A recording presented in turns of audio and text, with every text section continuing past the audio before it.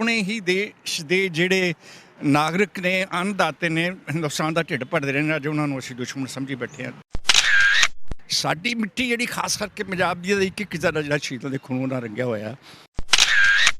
ਇੱਕ ਪਾਸੇ ਅਸੀਂ ਮਾਣ ਸਮਝਦੇ ਹਾਂ ਖੰਡੇ ਨੂੰ, ਆਪਣੇ ਨਿਸ਼ਾਨ ਸਾਹਿਬ ਨੂੰ ਆਪਣੇ ਮੱਥੇ ਉੱਤੇ ਲਾ ਕੇ, ਦੂਜੇ ਪਾਸੇ ਇਹ ਸਮਝਦੇ ਬੇਦੀ ਵਾਲੀ ਗੱਲ ਹੈ। ਸਾਨੂੰ ਸਰਟੀਫਿਕੇਟ ਦੇਣਾ ਚਾਹੁੰਦੇ ਕਿ ਵੀ ਆਰ ਦੀ ਟੈਰਰਿਸਟ, ਵੀ ਆਰ ਦੀ ਨਕਸਲਾਈਟ, ਅਸੀਂ ਦੇਸ਼ ਧਰੋਹੀ ਹਾਂ। ਹਿੰਦੁਸਤਾਨ ਦੇ ਸਿੱਖਾਂ ਤੇ ਹਿੰਦੁਸਤਾਨੀਆਂ ਤੇ ਦੇਸ਼ ਭਗਤੀ ਦਾ ਮੋਦੀ ਜੀ ਕੋਲ ਸਰਟੀਫਿਕੇਟ ਲੈਣ ਦੀ ਲੋੜ ਨਹੀਂ। 2.5 ਏਕੜ 1 ਏਕੜ ਜ਼ਮੀਨ ਨੂੰ ਬਚਾਉਣ ਵਾਸਤੇ ਉਹ ਬੱਚੇ ਉੱਥੇ ਜੇਲ੍ਹਾਂ ਵਿੱਚ ਨੇ। ਜੇ ਹੁਣ ਕੇਂਦਰ ਸਰਕਾਰ ਦੇ ਮੋਦੀ ਕੇ ਸਿਰਫ ਇੱਕ ਫੋਨ ਦੀ ਦੂਰੀ ਆ ਤੇ ਉਹ ਫੋਨ ਦੀ ਕੌਣ ਉਡੀਕ ਕਰਦਾ? ਜਦੋਂ ਮੋਦੀ ਸਾਹਿਬ ਨੇ ਦੀ RSS ਨੇ ਲਾਲ ਕਿਲੇ ਦੇ ਬਾਹਰ RSS ਦਾ ਝੰਡਾ ਚੜਾਇਆ ਸੀ, ਉਦੋਂ ਅਪਮਾਨ ਨਹੀਂ ਹੋਇਆ? ਜਦੋਂ ਹੁਣ BJP ਨੇ ਜਿੱਥੇ ਰਾਜ ਆ ਜੋਗੀ ਸਾਹਿਬ ਦਾ, ਉੱਥੇ ਨੈਸ਼ਨਲ ਫਲੈਗ ਦੇ ਉੱਤੇ RSS ਦਾ ਝੰਡਾ ਲਾਇਆ ਸੀ, ਉਦੋਂ ਨਹੀਂ ਅਪਮਾਨ ਹੋਇਆ? ਮੋਦੀ ਸਾਹਿਬ ਸਾਰੇ ਹਿੰਦੁਸਤਾਨ ਦੇ ਪ੍ਰਧਾਨ ਮੰਤਰੀ ਆ, ਨਾ ਕਿ BJP ਦੇ ਆ। ਸਾਂਝਾ ਬੋਦਾ TV ਦੇਖ ਰਹੇ ਸਾਰੇ ਦਰਸ਼ਕਾਂ ਦਾ ਸਵਾਗਤ ਹੈ। ਇਸ ਵੇਲੇ ਸਾਡੇ ਨਾਲ ਮੌਜੂਦ ਨੇ ਜੋਗਿੰਦਰ ਸਿੰਘ ਮਾਨ ਜੀ, ਜੋ ਕਿ ਪੰਜਾਬ ਐਗਰੋ ਦੇ ਚੇਅਰਮੈਨ ਨੇ। ਉਹਨਾਂ ਨਾਲ ਗੱਲਬਾਤ ਕਰਾਂਗੇ। ਅੱਛਾ ਸਰ, ਜਿਹੜਾ ਕੱਲ ਦਾ ਚੱਕਾ ਜਾਮ ਹੈਗਾ, ਉਹਨੂੰ ਕਿਵੇਂ ਦੇਖ ਰਹੇ ਹੋ ਤੁਸੀਂ? ਕੱਲ੍ਹ ਦੇ ਚੱਕੇ ਜਾਮ ਦੇ ਵਿੱਚ ਬੜੀ ਵੱਡੀ ਬੈਕਗਰਾਊਂਡ ਹੈ। ਮੈਨੂੰ NDA ਸਰਕਾਰ ਉੱਤੇ ਮੋਦੀ ਸਾਹਿਬ 'ਤੇ ਤਰਸ ਆਉਂਦਾ ਹੈ ਕਿ ਤੁਸੀਂ ਦੇ ਪ੍ਰਾਈਮ ਮਿਨਿਸਟਰ ਹੋ, ਜਿਹੜਾ PM ਹੁੰਦਾ ਉਹ ਐਕਚੁਅਲੀ ਬਾਪ ਹੁੰਦਾ ਹੈ। ਕਿਉਂਕਿ ਜਿਹੜੇ ਰਾਸ਼ਟਰਪਤੀ ਸਾਹਿਬ ਨੇ ਉਹ ਤਾਂ ਕੋਈ ਇੰਨੇ ਐਗਜ਼ੀਕਿਊਟਿਵ ਪਾਵਰ ਜਿਹੜੀਆਂ ਉਹ ਪ੍ਰਾਈਮ ਮਿਨਿਸਟਰ ਕੋਲ ਹੁੰਦੀਆਂ। ਅਤੇ ਕਿਸਾਨ ਜਿਹੜੇ ਦੇਸ਼ ਦੇ ਅੰਨਦਾਤੇ ਨੇ, ਜਿਹਨੂੰ ਧਰਤੀ ਦੇ ਪੁੱਤਰ ਅਸੀਂ ਕਹਿੰਦੇ, ਉਹ ਸੜਕਾਂ 'ਤੇ ਬੈਠੇ ਆ। 71 ਡੇ 71 ਦਿਨ ਅੱਜ ਹੋ ਗਏ। ਔਰ ਉਹਦੇ ਵਿੱਚ ਜੋ ਕੁਛ ਹੋ ਰਿਹਾ, ਮੈਨੂੰ ਇੰਝ ਲੱਗਦਾ ਜਿੱਦਾਂ ਅਸੀਂ ਦਿੱਲੀ ਪਾਕਿਸਤਾਨ ਦੇ ਬਾਰਡਰ 'ਤੇ ਜਾਂ ਚਾਈਨਾ ਦੇ ਬਾਰਡਰ 'ਤੇ ਬੈਠੇ ਹੋਈਏ। ਬੈਰੀਕੇਡਿੰਗ ਕਰ ਰਹੀ ਆ, ਵਿੱਚ ਜਿਹੜੀਆਂ ਦੀਵਾਰ ਬਣ ਰਹੀਆਂ, ਸੀਮੈਂਟਡ ਹੋ ਰਹੀਆਂ ਨੇ, ਹੋਰ ਵੱਖਰੇ ਟਾਈਪ ਦੇ, ਜਿਸ ਤਰ੍ਹਾਂ ਅਸੀਂ ਦੁਸ਼ਮਣਾਂ ਨਾਲ ਮੁਕਾਬਲਾ ਕਰਨਾ ਹੋਵੇ। ਮੈਨੂੰ ਇਸ ਕਰਕੇ ਤਰਸ ਆਉਂਦਾ ਕਿ ਆਪਣੇ ਹੀ ਦੇਸ਼ ਦੇ ਜਿਹੜੇ ਨਾਗਰਿਕ ਨੇ, ਅੰਨਦਾਤੇ ਨੇ, ਹਿੰਦੁਸਤਾਨ ਦਾ ਢਿੱਡ ਭਰਦੇ ਰਹੇ ਨੇ, ਅੱਜ ਉਹਨਾਂ ਨੂੰ ਅਸੀਂ ਦੁਸ਼ਮਣ ਸਮਝੀ ਬੈਠੇ ਹਾਂ। ਬਟ ਸਭ ਤੋਂ ਵੱਡੀ ਗੱਲ ਇਹ ਹੈ 71 ਦਿਨ ਦੇ ਵਿੱਚ ਡਿਫਰੈਂਟ ਪਾਰਟਸ ਆਏ ਨੇ ਇਹ ਐਜੀਟੇਸ਼ਨ ਦੇ। ਮੈਂ ਸਮਝਦਾ ਕਿ ਪੰਜਾਬ ਨੇ ਇਸ ਐਜੀਟੇਸ਼ਨ ਨੂੰ ਲੀਡ ਕੀਤਾ, ਕਿਉਂਕਿ ਪੰਜਾਬ ਦੇ 80% ਜਿਹੜੇ ਹੈਗੇ ਨੇ ਉਹ ਕਿਸਾਨ ਜਿਹੜਾ ਐਗਰੀਕਲਚਰ ਕਰਦਾ, ਉਹਦੇ ਵਿੱਚ 70% ਜਿਹੜੇ 5 ਏਕੜ ਤੇ 2.5 ਏਕੜ ਦੀ ਜਿਹੜੀ ਮਾਲਕੀ ਉਹਨਾਂ ਲਾਤੀ ਹੈ। ਉਹਨਾਂ ਦੇ ਬੱਚੇ, ਜਿਸ ਤਰ੍ਹਾਂ ਇਹ ਅੱਜ ਗੱਲ ਆਮ ਕਹੀ ਜਾਂਦੀ ਹੈ ਕਿ ਬੱਚੇ ਜਿਹੜੇ ਨੇ ਉਹ ਬਾਰਡਰ 'ਤੇ ਨੇ, ਚਾਈਨਾ ਦੇ, ਪਾਕਿਸਤਾਨ ਦੇ, ਔਰ ਜਿਹੜੇ ਉਹਨਾਂ ਦੇ ਪੇਰੈਂਟਸ ਨੇ, ਮਾਤਾ ਨੇ, ਬੱਚੇ ਨੇ, ਉੱਥੇ ਆਪਣੇ ਜਿਹੜੇ ਨੇ ਛੋਟੇ ਬੱਚੇ ਜਿਹੜੇ ਨੇ ਉਹ ਬਾਰਡਰ 'ਤੇ ਬੈਠੇ ਨੇ, ਦਿੱਲੀ ਬਾਰਡਰ ਦੇ ਉੱਤੇ। ਇੱਕ ਬੜੀ ਅਜੀਬ ਦੀ ਸਿਚੁਏਸ਼ਨ ਮੈਂ, ਜਦੋਂ ਕੋਈ ਬਾਹਰਲੇ ਕੰਟਰੀ ਵੀ ਜਿਹੜੇ ਨੇ ਉਹ ਕਿਸਾਨ ਦੀ ਸਪੋਰਟਸ ਕਰਦੇ ਨੇ, ਅਸੀਂ ਉਹਨਾਂ ਨੂੰ ਵੱਖਰੇ ਸਮਝ ਕੇ ਉਹਨਾਂ 'ਤੇ ਤਸ਼ੱਦਦ ਢਾ ਰਹੇ ਹਾਂ, ਉਹਨਾਂ ਨੂੰ ਟਾਰਚਰਸ ਕਰ ਰਹੇ ਹਾਂ, ਪਾਣੀ ਬੰਦ ਕਰ ਰਹੇ, ਇਸ ਤਰ੍ਹਾਂ ਦੀਆਂ ਗੱਲਾਂ ਜਿਹੜੀਆਂ ਅੱਜ ਹੋ ਰਹੀਆਂ ਨੇ, ਇਨਹਿਊਮਨਸ ਗੱਲਾਂ ਜਿਹੜੀਆਂ ਹੋ ਰਹੀਆਂ ਨੇ। ਮੈਂ ਸਮਝਦਾ ਕਿ ਭਾਵੇਂ ਪੰਜਾਬ ਦੇ ਵਿੱਚ ਸਰਕਾਰ ਕੈਪਟਨ ਸਾਹਿਬ ਦੀ ਹੈ, ਪਰ ਕੈਪਟਨ ਸਾਹਿਬ ਜਿਹੜੇ ਨੇ ਕਿਸਾਨਾਂ ਦੇ ਬੜੇ ਹਿਤੈਸ਼ੀ ਨੇ, ਸ਼ੁਰੂ ਤੋਂ ਉਹਨਾਂ ਦਾ ਇੰਟਰਸਟ ਇਸ ਪਾਸੇ ਰਿਹਾ।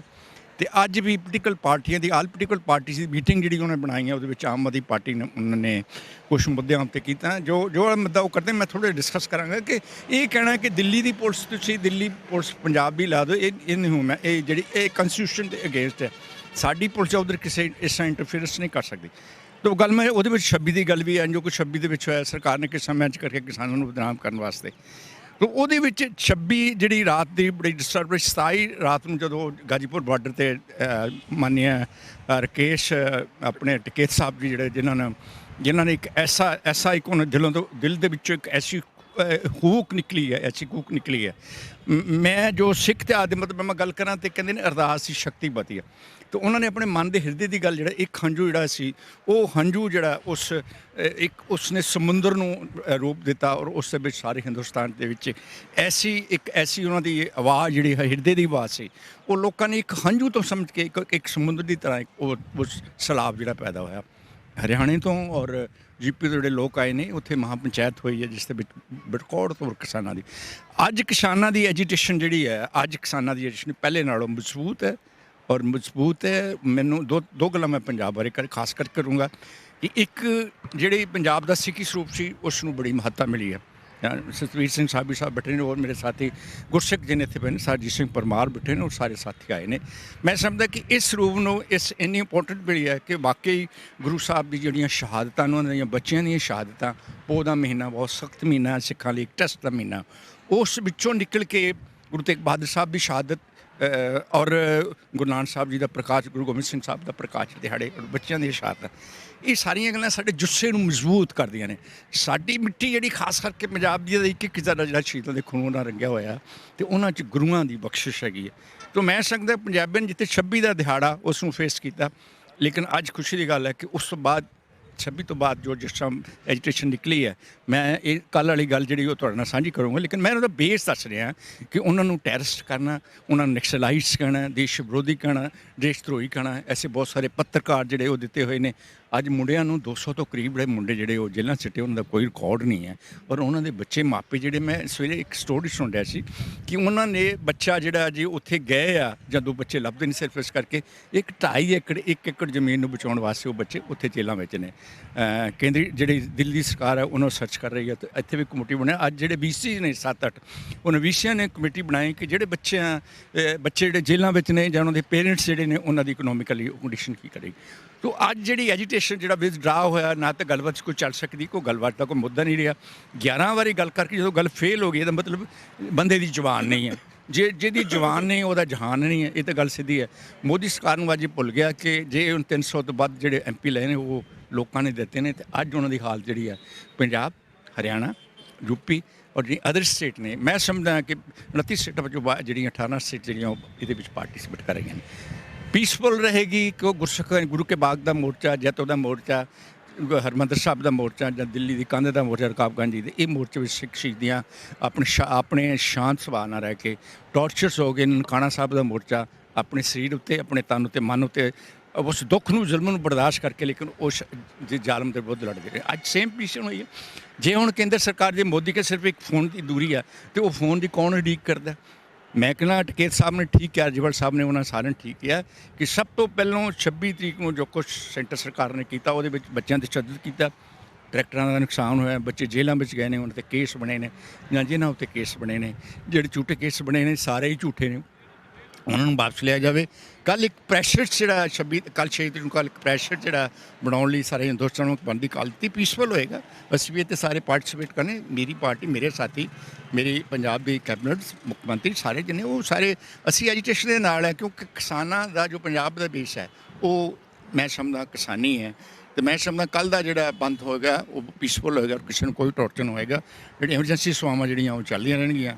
ਔਰ ਮੈਂ ਤਨੋਂ ਮਨੋਂ ਔਰ ਮੇਰੇ ਸਾਥੀ, ਮੇਰੀ ਪਾਰਟੀ ਜਿਹੜੀ ਹੈ ਇਸ ਐਜੀਟੇਸ਼ਨ ਦਾ ਸਮਰਥਨ। ਸਰ ਇੱਕ ਸਵਾਲ ਲੈਣਾ ਚਾਹੂੰਗਾ, ਬਾਰ-ਬਾਰ 26 ਦੀ ਗੱਲ ਆਉਂਦੀ ਹੈ, 26 ਨੂੰ ਵਾਕਈ ਉੱਥੇ ਬੇਅਦਬੀ ਹੋਈ ਸੀਗੀ ਤਿਰੰਗੇ ਦੀ? ਕਿਉਂਕਿ ਭਾਜਪਾ ਵੱਲੋਂ ਪੁਰਜ਼ੋਰ ਇਹ ਆਖਿਆ ਜਾ ਰਿਹਾ ਹੈ ਵੀ ਤਿਰੰਗੇ ਦੀ ਬੇਅਦਬੀ ਹੋਈ, ਕਿੱਥੇ ਨਜ਼ਰ ਆ ਰਿਹਾ ਹੈ? ਮੈਂ ਬੇਅਦਬੀ ਦੀ ਇਹ ਗੱਲ ਕਰਦਾ ਹਾਂ ਜਦੋਂ ਫੌਜ ਦਾ ਝੰਡਾ ਜਿਹੜਾ ਸਾਡਾ ਹਿੰਦੁਸਤਾਨ ਦਾ ਨੈਸ਼ਨਲ ਫਲੈਗ ਹੈਗਾ, ਇੱਕ ਡੈਡ ਬੋਡੀ ਉਹ 'ਚ ਬਾਉਂਡ ਹੋ ਕੇ ਆਉਂਦੀ, ਬੰਨ੍ਹ ਕੇ ਆਉਂਦੀ ਹੈ। ਜਦੋਂ ਮੋਦੀ ਸਾਹਿਬ ਗੁਰਦੁਆਰੇ ਗਏ ਸੀ ਗੁਰੂ ਤੇਗ ਬਹਾਦਰ ਸਾਹਿਬ ਦੀ ਸ਼ਹਾਦਤ ਦੇ ਦਿਹਾੜੇ ਉੱਤੇ, ਜਦੋਂ ਉਹਨਾਂ ਸਿਰ 'ਤੇ ਤਿਰੰਗਾ ਲਿਆ ਸੀ, ਕਿਆ ਉਹ ਖਾਲਿਸਤਾਨੀ ਸੀ? ਕਿਆ ਉਹ ਨਕਸਲਾਈਟ ਸੀ? ਕਿਆ ਉਹ ਦੇਸ਼ ਧਰੋਹੀ ਸੀ? ਕਿਆ ਉਹ ਦੇਸ਼ ਵਿਰੋਧੀ? ਉਹ ਆਪਣੇ ਮਤਲਬ ਤਰੀਕੇ ਨਾਲ ਗਿਆ ਸੀਗਾ, ਇਹਦਾ ਮਤਲਬ ਵੀ ਉੱਥੇ ਭੇਦ ਲੈਣ ਗਿਆ ਸੀ।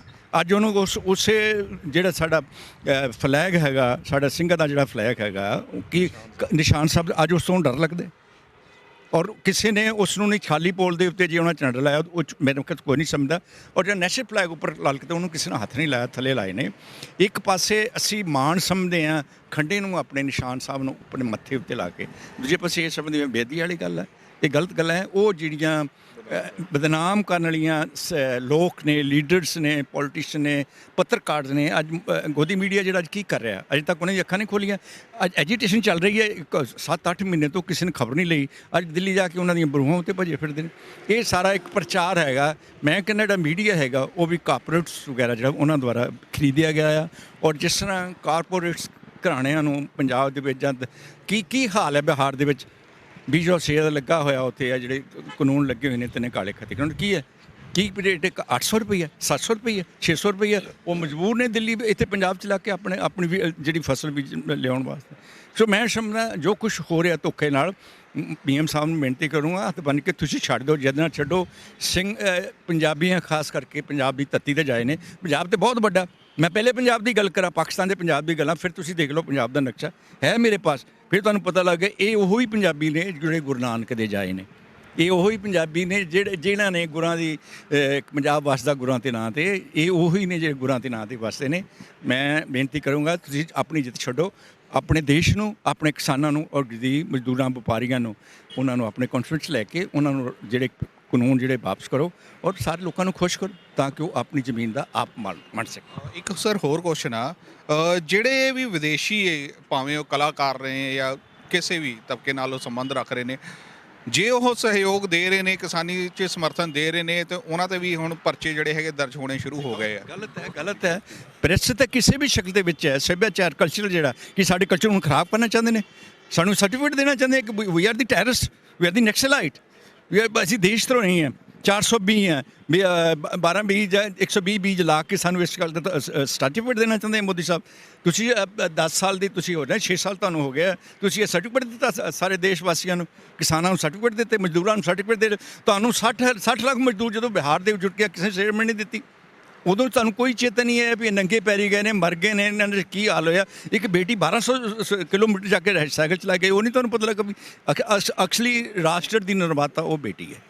ਮੈਂ ਸਮਝਦਾ ਅੱਜ ਸਾਰਾ ਕੁਝ ਮੀਡੀਆ ਜਿਹੜਾ ਉਹ ਮੋਦੀ ਕਾਰਪੋਰੇਟ ਦੁਆਰਾ ਮੈਨੇਜ ਕੀਤਾ ਜਾਂਦਾ, ਹੁਣ ਤਾਂ ਬਕਾਊ ਮੀਡੀਆ ਹੈਗਾ ਤੁਹਾਡੇ ਸਾਹਮਣੇ ਸਾਰਾ, ਯੂ ਨੋ ਬੈਟਰ। ਇੱਕ ਹੋਰ ਸਵਾਲ ਰਹੂੰਗਾ, ਵੈਸੇ ਹੈ ਆਫ ਦਾ ਰਿਕਾਰਡ, ਮੁੱਦੇ ਨਾਲ ਸੰਬੰਧਿਤ ਨਹੀਂ ਹੈ। ਅੱਜ ਦੀ ਡੇਟ ਦੇ ਵਿੱਚ ਪੈਟਰੋਲ ਡੀਜ਼ਲ ਜਿਹੜੇ ਹੈਗੇ ਹਾਈਕ ਕਰ ਰਹੇ ਨੇ, LPG ਵੀ ਜਿਹੜੀ ਹੈਗੀ ਹੈ ਬਹੁਤ ਮਹਿੰਗੀ ਹੋ ਗਈ ਹੈ, ਇਸ ਤੇ ਕੋਈ ਚਰਚਾ ਨਹੀਂ ਹੋ ਰਹੀ। ਕਦੀ ਮਨਮੋਹਨ ਸਿੰਘ ਨਾਲ ਉਹਨਾਂ ਕੰਪੈਰੀਜ਼ਨ ਕੀਤਾ, ਕਦੀ ਮਨਮੋਹਨ ਸਿੰਘ ਨੂੰ ਕਹਿੰਦੇ 350 ਰੁਪਏ ਸਿਲੰਡਰ ਸੀਗਾ, 750-800 ਰੁਪਏ ਅੱਜ ਹੈ 750। ਕੋਈ ਦੇਖ ਨਹੀਂ ਰਿਹਾ, ਇਸ ਪਾਸੇ ਜਾ ਹੀ ਨਹੀਂ ਰਿਹਾ। ਹਾਂ, ਤੁਸੀਂ ਕਿਸਾਨਾਂ ਦੀ ਐਜੀਟੇਸ਼ਨ ਦਾ ਤੁਹਾਨੂੰ ਚੇਤਾ ਹੈ, ਤੁਹਾਨੂੰ ਇਹਦੀ ਜਿਹੜੀ ਅਪ ਪ੍ਰਾਈਸ ਹੋ ਰਹੀ ਹੈ ਫਿਊਲਸ ਵਗੈਰਾ ਦੀ, ਡੀਜ਼ਲ ਪੈਟਰੋਲ ਦੀ ਔਰ ਗੈਸ ਦੀ, ਉਹਦਾ ਤੁਹਾਨੂੰ ਚੇਤਾ ਨਹੀਂ। ਉਹ ਕੌਣ ਵਰਤਣੇ ਨੇ? ਤੁਸੀਂ ਮੁਫਤ ਸਿਲੰਡਰ ਦਿੱਤੇ ਸੀ, ਉਹਨਾਂ ਨੂੰ ਭਰਾਏਗਾ, ਉਹਨਾਂ ਦਾ ਬਾਪੂ ਭਰਾਏਗਾ, ਹੁਣ 750 ਰੁਪਏ ਦਾ ਭਰਾਏਗਾ, ਪਤਾ ਲੱਗ ਜਾਏਗਾ। This is all is a fraud. ਜੋ ਕੁਛ ਅੱਜ ਨੋਟਬੰਦੀ ਦਾ ਕਿੱਥੇ ਹੈ, ਕਿੱਥੇ ਸਟੈਂਡ ਕੀਤਾ, GST ਕਿੱਥੇ ਹੈ, ਨਾਗਰਿਕਤਾ ਕਾਨੂੰਨ ਕਿੱਥੇ ਹੈ? ਸਾਰੇ ਇਹ ਸਾਰੇ ਕਾਨੂੰਨ ਜਿਹੜੇ ਨੇ ਦੇਸ਼ ਦੇ ਲੋਕਾਂ ਨੂੰ ਮੂਰਖ ਬਣਾਉਣ ਵਾਸਤੇ ਜਾਂ ਉਹਨਾਂ ਦੇ ਹੱਕ ਜਿਹੜੇ ਕਸੀ ਸ਼ੁੰਡ ਮਿਲੇ ਨੇ ਉਹਨਾਂ ਨੂੰ ਖੋਹਣ ਲਈ ਵਰਤੇ ਜਾ ਰਹੇ।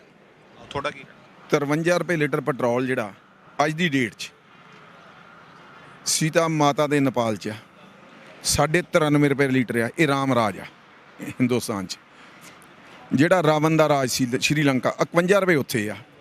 ਤੁਸੀਂ ਕਹਿੰਦੇ ਸਾਨੂੰ ਗੱਲ ਕਰਦੇ ਹਿੰਦੁਸਤਾਨ ਦੀ। ਹਿੰਦੁਸਤਾਨ ਦੇ ਸਿੱਖਾਂ ਤੇ ਹਿੰਦੁਸਤਾਨੀਆਂ ਤੇ ਦੇਸ਼ ਭਗਤੀ ਦਾ ਮੋਦੀ ਜੀ ਕੋਲ ਸਰਟੀਫਿਕੇਟ ਲੈਣ ਦੀ ਲੋੜ ਨਹੀਂ। ਅਸੀਂ ਤਾਂ ਜੰਮੇ ਦੇਸ਼ ਭਗਤ ਹਾਂ।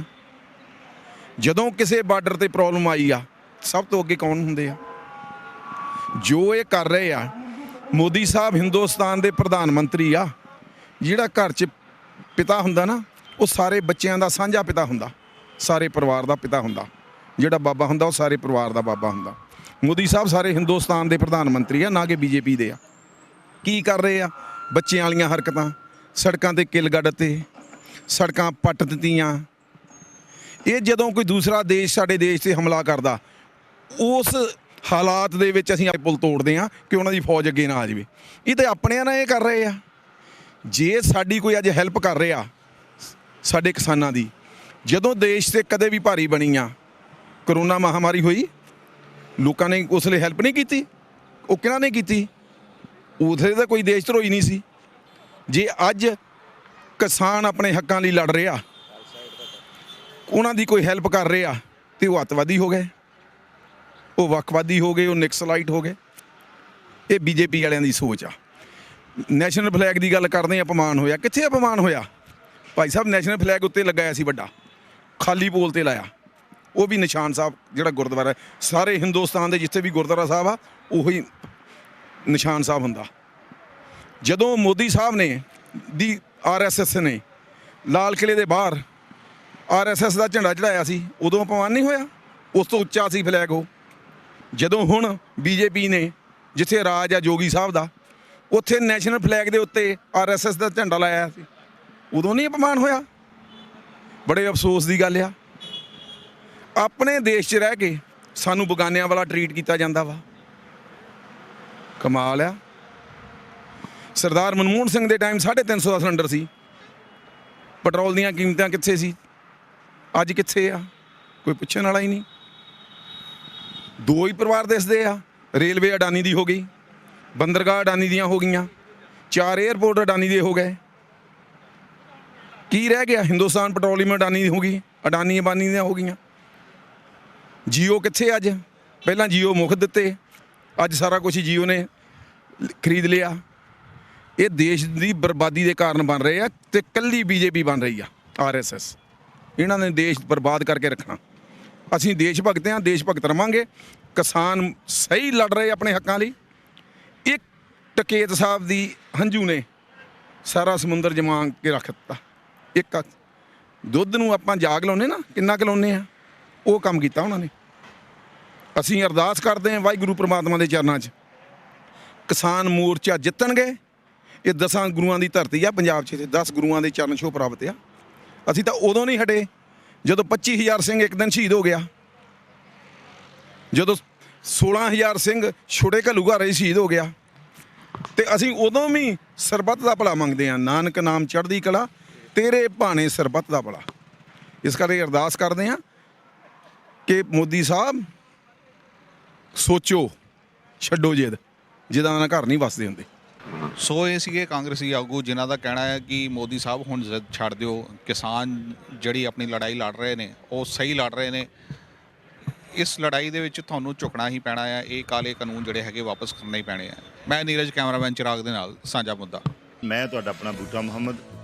ਦੋਸਤੋ, ਜੇ ਤੁਸੀਂ ਸੱਚ ਦੀ ਆਵਾਜ਼ ਨੂੰ ਸੁਣਨਾ ਤੇ ਹਮੇਸ਼ਾ ਯਾਦ ਰੱਖੋ, ਹੱਕ ਸੱਚ ਦਾ ਸਾਂਝਾ ਮੁਹਾਜ਼, ਸਾਂਝਾ ਮੁੱਦਾ। ਇਹ ਚੈਨਲ ਨੂੰ ਤੁਸੀਂ ਵੱਧ ਤੋਂ ਵੱਧ ਸਬਸਕ੍ਰਾਈਬ ਕਰਨਾ ਔਰ ਲਾਈਕ ਕਰਨਾ ਤੇ ਵੱਧ ਤੋਂ ਵੱਧ ਸ਼ੇਅਰਿੰਗ ਕਰਨਾ, ਕਿਉਂਕਿ ਇਹ ਵਾਕਿਆ ਹੱਕ ਸੱਚ ਦੀ ਆਵਾਜ਼ ਹੈ।